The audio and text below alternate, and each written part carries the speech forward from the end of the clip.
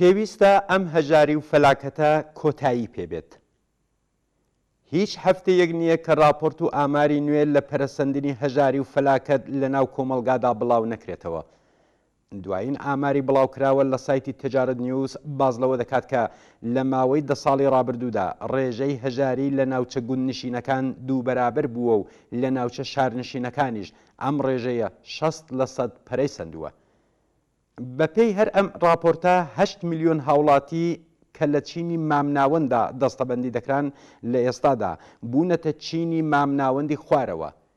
نوێترین راپۆرتی ناوەندی ئامار لە ڕێژەی ڕسمی تەوەڕوومی نوقتەیی کە مامناوەندی چوونەسەرەوەی قیمەتی کاڵاکان و خزمەتگوزاریە یەکسانەکان لە ماوەی یەک ساڵدا نیشان دەدات لە ساڵی 1399دا گەیشتۆتە 48.7%. بەپێی ئەم راپۆرتە دەرکەوتەی قیمەتی خواردەمەنیەکان نزیکەی 20% ئەم ڕقەمەیە. لە ناو خواردەمەنیەکاندا قیمەتی ڕۆن 105.9%، میوە و خۆشکبار 84.2%، شیر و پەنیر و هێلکە 79.4% بەرز بۆتەوە. لە ڕۆژانی کۆتایی ساڵدا وەزارەتی سەنعەت، معدەن و تجارەت لە نوێترین راپۆرتی خۆیدا ڕایگەیاند کە قیمەتی برنج 123% و قیمەتی مریشک 77% لە چاو هەر ئەم مانگە لە ساڵی ڕابردوودا زیادی کردووە. هەر ئەم وەزارەتخانەیە لە راپۆرتێکی دیکەدا کە هەڵسەنگاندنێکی لە نێوان مانگی خەزەڵوەری 98 و 99دا ئەنجامدا بوو ڕایگەیاند کە قیمەتی هێندێک لە ئاژەڵ و باڵندەکان، بەرهەمەکانی بێستان، میوە، دانەوێڵە و برنج لە ماوەی خەزەڵوەری 99دا لە چاو دەرکەوتەی قیمەتەکان لە خەزەڵوەری 98 لە نێوان 200 تا 450% چوونەسەرەوەی بەخۆیەوە بینیوە.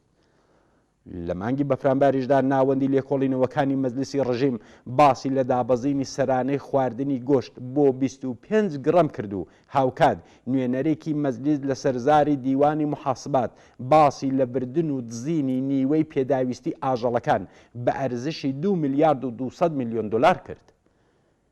بێگومان ئامارە بڵاوکراوەکان لەلایەن ناوەندە دەوڵەتیەکانەوە ڕاست نین و یەکجار کەمتر لە ئاماری واقعین. بەڵام بەپێی هەر ئەم ئامارانە لانی کەم 28 میلیۆن کەس لە جەمعیەتی ئێران تووشی بەدخۆراکی و کەمبوونی کالۆری بوون. بەم جۆرە دەردەکەوە کە چوونەسەرەوەی 39% لانی کەمی حەقدەست بۆ کرێکارانێکە حەقدەستی پایە وەردەکردن چه هێرشێکی وەحشیانەیە بۆ سەر ژیان و بژێوی میلیۆنان مرۆڤی کرێکار و زەحمەتکێش.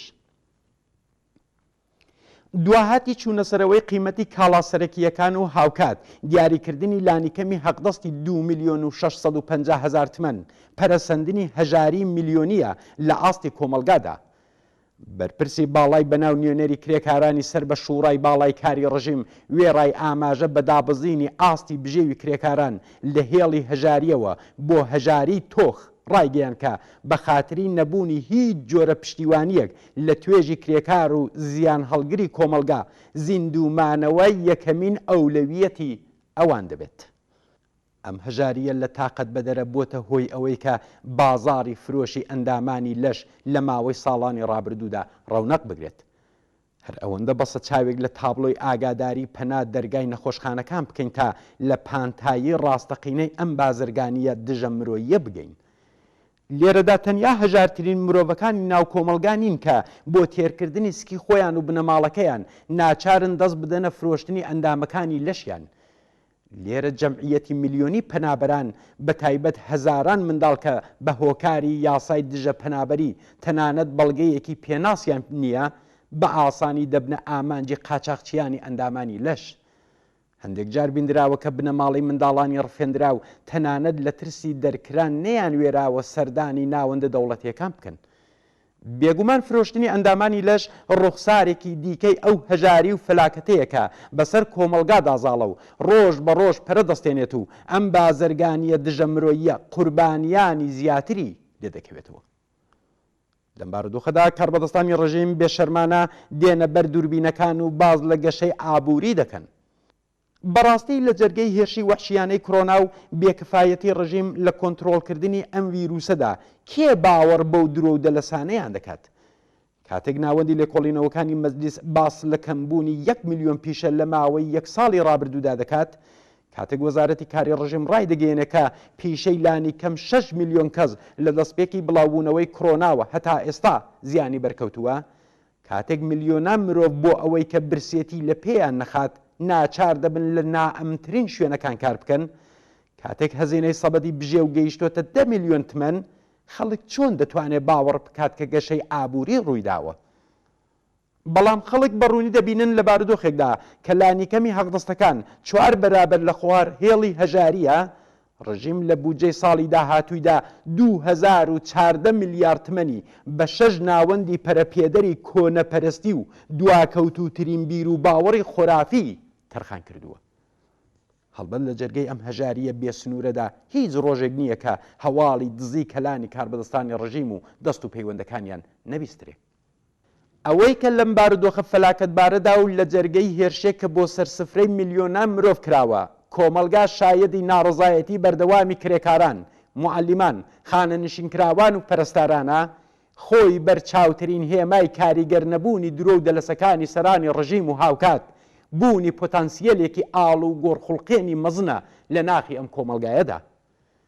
خەڵک لە ژیانی ڕاستەقینەیاندا ڕۆژ بە ڕۆژ زیاتر بەم حەقیقەتە دەکەن کە ڕێگای ڕزگاری لەم بارودۆخە فەلاکەتبارە، پەرەپێدانی ناڕزایەتی، هاتنە سەر شەقام، مانگرتن لە کارخانە و ناوەندەکانی سەنعەت و بەرهەمهێنان و ئامادەکاری هەمەلایانەیە بۆ ڕووخاندنی شۆڕژگەڕانەی ئەم ڕژیمە. پێویستە پێشڕەوانی ڕادیکاڵی بزروتنەوە کۆمەڵایەتەکان هەموو هێز و توانایی خۆیان بۆ هێنانە مەیدانی جەماوەری خەڵک و کۆتایی هێنان بە تەمەنی ڕژیمی سەرمایەداری ئیسلامی بەکاربێنن. بێگومان قۆناغی پاش کۆرۆنا قۆناغی هاتنە مەیدانی جەماوەری کرێکار و زەحمەتکێش و هەژارانی کۆمەلگا دەبێت.